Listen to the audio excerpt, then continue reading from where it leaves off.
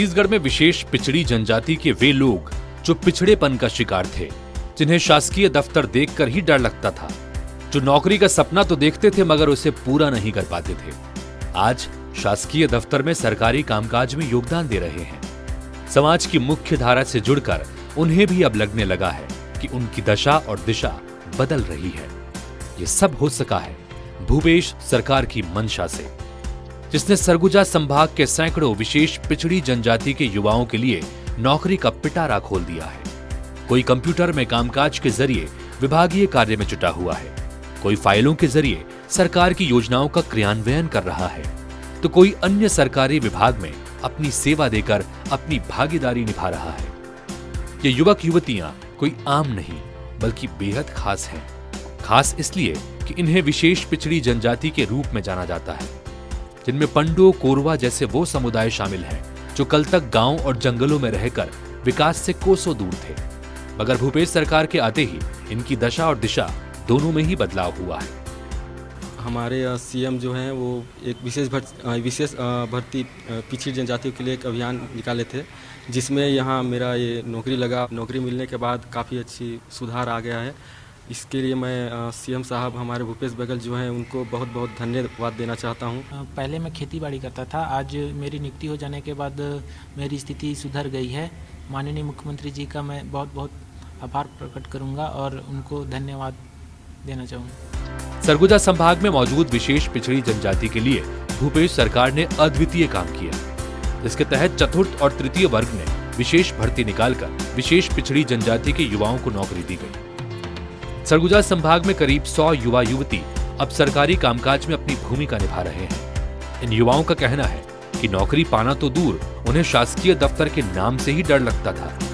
Collector का दफ्तर सुनकर ही उनके होश उड़ जाते थे।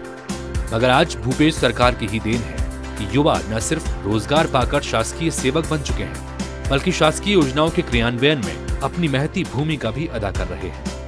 मैं तो सर पढ़ाई कर रहा था तो नहीं सोचा था मतलब कि नौकरी पा जाऊँगा, काहे कि अभी तो जान रहे हैं कि कितने लोग पढ़ के बैठे हैं।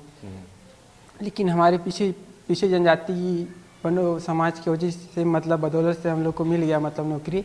मैं सरकार को धन्यवाद करना चाहता हूँ कि वो हम लोग को चीज़ पीछे जनजाति वो समझ के मतलब हम लोग को नौकरी दिए। पहले ऐसा ही काम उम करके रह लेते थे, आगे अच्छे से रहेंगे, काम उम करेंगे, सोचते हैं कुछ आगे और बढ़ेंगे। धन्यवाद करना चाहती हूँ। दरअसल इससे पहले विशेष पिछड़ी जनजाति वर्ग के लिए अलग से कोई भर्ती नहीं निकाली गई थी। आमतौर पर होने वाली भर्तियों में पिछड़ी जनजाति के युवा खुद को साबित भी नहीं कर पा रहे थे। मगर जैसे ही प्रदेश में भूपेश सरकार आई, मुख्यमंत्री भूपेश बघेल ने इनके हित का ख्याल रखते हुए सरगुजा संभाग में विशेष पिछड़ी जनजाति की भर्ती प्रक्रिया शुरू की, जिसके तहत विशेष पिछड़ी जनजाति के ये युवा जो पढ़े लिखे थे, उनके आवेदन जमा कराए गए और तत्काल उन्हें नौकरी का नियुक्ति पत्र दिया गया। इन्हें विशेष ट्रेनिंग दी गई और अब ये युवा अन्य सरकारी कर्मचारियों की भांति ही सरकारी दफ्तर में कामकाज संभाल रहे हैं। प्रशासन का भी कहना है कि इस पहल से न सिर्फ नौकरी पाने वाले युवाओं का हौसला बढ़ा है, बल्कि समाज के अन्य लोगों को भी इससे उम्मीद जगी है कि उन्हें भी पढ़ लिख कर नौकरी मिलेगी और मजदूरी के अलावा भी उनके पास कोई विकल्प हो सकेगा। बहुत ज़्यादा पढ़ने लिखने के बाद भी हम लोग को नौकरी नहीं मिल पाता था, क्योंकि हम लोग के लिए सभी लोग का एक ही साथ हो जाता था तो हम लोग पीछे हो जाते थे। और इस ऑफिस का नाम ही सुन के बहुत बड़ा लगता था, कलेक्टेड। यहाँ आना इतना आसान तो नहीं था, पर मुख्यमंत्री जी की वजह से हम लोग को आने का मौका मिला, यहाँ नौकरी कर रहे हैं। सरकार का और मुख्यमंत्री जी का बहुत बहुत धन्यवाद करना चाहती हूँ कि वो हम लोग के लिए ये सुविधा निकाले और हम लोग आज यहाँ हैं। छत्तीसगढ़ शासन आदिम जाति कल्याण विभाग के द्वारा विशेष पिछड़ी जनजाति पंडो कोरवा की भर्ती के लिए निर्देश दिया गया था, जिसके पालन में सरगुजा जिले में कलेक्टर सर के निर्देश में आदिम जाति कल्याण विभाग के द्वारा 36 वृत्त और डाटा एंट्री ऑपरेटर, ड्राइवर, चेनमैन की भर्ती किया गया।